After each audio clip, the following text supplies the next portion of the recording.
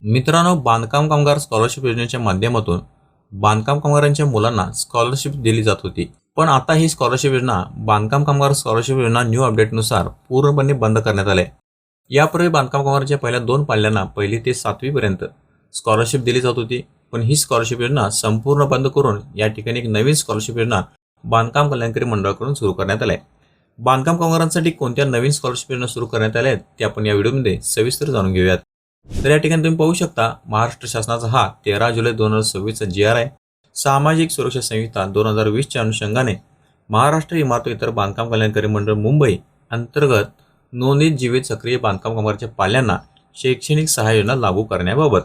तर या शासन निर्णयानुसार महत्त्वाचा निर्णय काय ते पहा. या ठिकाणी महाराष्ट्र इमारत व इतर बांधकाम कल्याणकारी मंडळ मुंबई अंतर्गत नोंदणीत जीवित सक्रिय बांधकाम कामगारांच्या पहिल्या 2 पाल्यांकरिता यापूर्वी सुरू असलेल्या सर्व शैक्षणिक सहाय्य योजना बंद करून सामाजिक सुरक्षा संहिता 2020 मधील उक्त तरतुदीच्या अनुषंगाने सुधारित शैक्षणिक सहाय्य योजना लागू करण्यास या शासन निर्णयामुळे मान्यता देण्यात येत आहे. तर मित्रांनो, या ठिकाणी यापूर्वी बांधकाम कामगारांना ज्या काही स्कॉलरशिप योजना दिल्या जात होत्या त्या सर्व योजना बंद करून या ठिकाणी नवीन 7 शैक्षणिक योजना सुरू करण्यात आल्या आहेत. त्या 7 शैक्षणिक योजना कोणत्या आहेत ते तुम्ही या ठिकाणी पहा. तर पहिली योजना आहे, इयत्ता 9वी उत्तीर्ण झाल्यास या ठिकाणी त्या पाल्याला 20,000 रुपयाचा लाभ दिला जाणार आहे आणि हे लाभ बांधकाम कामगाराच्या बँक खात्यामध्ये डायरेक्ट वर्ग करण्यात येणार आहे. या योजनेचा लाभ घेण्यासाठी आवश्यक कागदपत्रे कोणती आहेत ते पहा. या ठिकाणी पाल्याचे आधार ओळखपत्र, पाल्याचे इयत्ता 9वी मधील शाळेचे ओळखपत्र, त्यानंतर पाल्याचे इयत्ता 9वी मध्ये उत्तीर्ण झाल्याची गुणपत्रिका. आता या योजनेचा लाभ घेण्यासाठी पात्रता काय ते पहा. या ठिकाणी नोंदीत जीवित सक्रिय बांधकाम कामगाराचे पहिले 2 पाल्ये या योजनेस पात्र राहतील. त्यानंतर पती आणि पत्नी दोघेही बांधकाम कामगार मंडळाकडे नोंदीत असल्यास एकाचा लाभ मिळणार आहे. त्यानंतर यापूर्वी मंडळाच्या E01 म्हणजे 1ली ते 7वी पर्यंत इयत्ता 8वी ते 10वी साठी सहाय्य या योजनेचा पाल्याकरिता लाभ घेतला असेल तर सदरच्या पाल्यास या योजनेचा लाभ घेता येणार नाही आहे. त्यानंतर ज्या दिनांकास पाल्य 9वी उत्तीर्ण झाला असेल त्या दिनांकापासून 1 वर्षाच्या आत या योजनेचा लाभ घेण्यासाठी अर्ज करायचा आहे, तरच तुम्ही या योजनेसाठी पात्र राहू शकणार आहे. त्यानंतर दुसरी एक योजना महत्त्वाची या ठिकाणी सुरू करण्यात आली आहे, ती म्हणजे 11वी उत्तीर्ण झाल्यास त्या पाल्यास 25,000 रुपये लाभाची रक्कम बांधकाम कामगाराच्या बँक खात्यामध्ये डायरेक्ट देण्यात येणार आहे. यासाठी आवश्यक कागदपत्रे आहेत, पाल्याचे आधार ओळखपत्र, पाल्याचे इयत्ता 11वी मधील शाळेचे ओळखपत्र, त्यानंतर पाल्याचे इयत्ता 11वी मधील उत्तीर्ण झाल्याची गुणपत्रिका. आता या योजनेचा लाभ घेण्यासाठी पात्रता निकष काय ते पहा. नोंदीत जीवित सक्रिय बांधकाम कामगाराची पहिली 2 पाल्ये या योजनेसाठी पात्र असणार आहेत.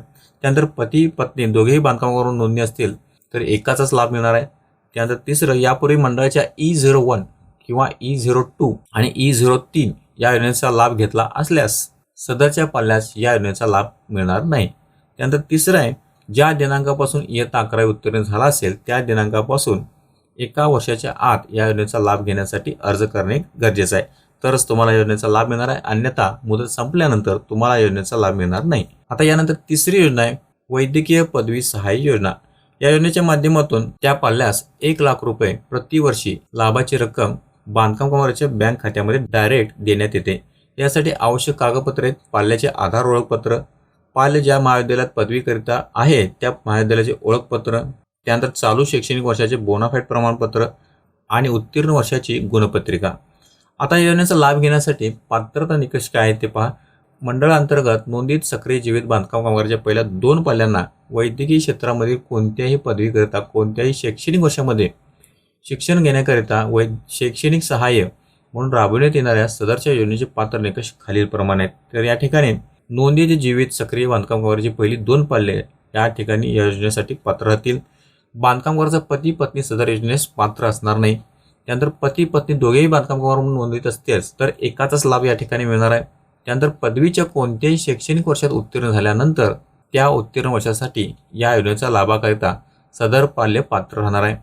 त्यानंतर वैद्यकीय क्षेत्रामधील पदविका पदव्युत्तर पदवी पदव्युत्तर पदविका अभ्यासक्रमास सदरची योजना लागू राहणार नाही. आता यानंतर चौथी योजना जी आहे ती आहे अभियांत्रिकी पदवी सहाय्य योजना.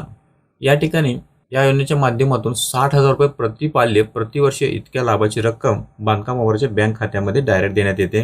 या योजनेचा लाभ घेण्यासाठी आवश्यक कागदपत्रे काय आहेत ते पहा. पाल्याचे आधार ओळखपत्र, पाल्य ज्या महाविद्यालयात पदवी करीत आहे त्या महाविद्यालयाचे ओळखपत्र, त्यानंतर चालू शैक्षणिक वर्षाचे बोनाफाईड प्रमाणपत्र आणि उत्तीर्ण वर्षाची गुणपत्रिका. आता यासाठी पात्रता निकष काय ते पहा. नोंदित जीवित सक्रिय बांधकामगाराची पहिली 2 पाले या योजनेकरिता पात्र आहेत. त्यानंतर बांधकामगाराचा पती पत्नी सदर योजनेस पात्र असणार नाही. त्यानंतर पती व पत्नी दोघेही बांधकामगार मंडळाकडे नोंदीत असल्यास एकाचाच लाभ या ठिकाणी मिळणार आहे. नंतर चौथा आहे, पदवीच्या कोणत्याही शैक्षणिक वर्षात उत्तीर्ण झाल्यानंतर त्या उत्तीर्ण वर्षासाठी या योजनेच्या लाभाकरिता सदर पाल्य पात्र राहील. त्यानंतर पाचवा आहे, अभियांत्रिकी क्षेत्रामधील पदविका पदव्युत्तर पदविका अभ्यासक्रमास सदरची योजना लागू राहणार नाही आहे. आता यानंतर 5वी शैक्षणिक योजना आहे निवासी सैनिक शाळांमधील शिक्षणाकरिता सहाय्य योजना. या सहाय्य योजनेच्या माध्यमातून सदर योजनेच्या अंतर्गत पाल्य ज्या शैक्षणिक वर्षात असेल त्या शैक्षणिक वर्षापासून पाल्याचा दरवर्षी अभ्यासक्रम शुल्काची पूर्ण प्रतिपूर्ती करण्यात येईल. तथापि याकरिता दरवर्षी अर्ज करणे आवश्यक असणार आहे. यासाठी आवश्यक कागदपत्रे आहेत पाल्याचे आधार ओळखपत्र, पाल्याचे निवासी सैनिक शाळेचे ओळखपत्र, चालू शैक्षणिक वर्षाचे बोनाफाईड प्रमाणपत्र. तर या ठिकाणी केंद्रीय संरक्षण मंत्रालय अंतर्गत शाळा असेल तर या ठिकाणी जी पात्रता आहेत ते पहा. नोंदीत जीवित सक्रिय बांधकामगाराची पहिली 2 पाल्ये या योजनेस पात्र असणार आहेत. पती पत्नी दोघेही बांधकामगार म्हणून मंडळाकडे नोंदीत असल्यास केवळ एकच लाभ मिळणार आहे. त्यानंतर कोणत्याही शैक्षणिक वर्षात असताना या योजनेच्या लाभाकरिता अर्ज करण्यास पात्र राहील. शैक्षणिक अभ्यासक्रम पूर्ण करून अथवा कोणत्याही कारणास्तव निवासी शाळा सोडल्यानंतर पाल्य या योजनेच्या लाभाकरिता पात्र असणार नाही. त्यानंतर दुसरं आहे, शासन मान्यता प्राप्त अनुदानित व विना अनुदानित सैनिक शाळांसाठी योजनेच्या माध्यमातून प्रति पाल्यास एक वेळ लाभ म्हणून रक्कम 10,000 रुपयाची इतक्या लाभाची रक्कम बांधकाम कामगाराच्या बँक खात्यात डायरेक्ट देण्यात येते. यासाठी कागदपत्रांची आवश्यकता आहे ते पहा. पाल्याचे आधार ओळखपत्र, पाल्याचे निवासी सैनिक शाळेचे ओळखपत्र, चालू शैक्षणिक वर्षाचे बोनाफाईड प्रमाणपत्र. तर आता याचा लाभ घेण्यासाठी पात्रता काय ते पहा. नोंदीत जीवित सक्रिय बांधकाम कामगाराची पहिली 2 पाल्ये या योजनेकरिता पात्र राहतील. त्यानंतर पती पत्नी दोघेही बांधकामगार मंडळाकडे नोंदीत असल्यास केवळ एकच लाभ अनुदेय राहणार आहे. त्यानंतर कोणत्याही शैक्षणिक वर्षात असताना या योजनेच्या लाभाकरिता अर्ज करण्यास पात्र राहील. शैक्षणिक अभ्यासक्रम पूर्ण करून अथवा कोणत्याही कारणास्तव निवासी सैनिक शाळा सोडल्यानंतर पाल्य लाभास पात्र असणार नाही आहे. त्यानंतर 6वी शैक्षणिक योजना आहे परदेशात पदव्युत्तर पदवी व PhD सहाय्य योजना. या योजनेच्या माध्यमातून सदर योजनेअंतर्गत अभ्यासक्रम शुल्क हे संबंधित विद्यापीठास थेट वर्ग करण्यात येते. त्यानंतर केंद्र शासनाच्या धोरणानुसार संबंधित विद्यार्थ्यास भत्ते, प्रवास, विमा इतर शुल्क अदा करण्यात येतो.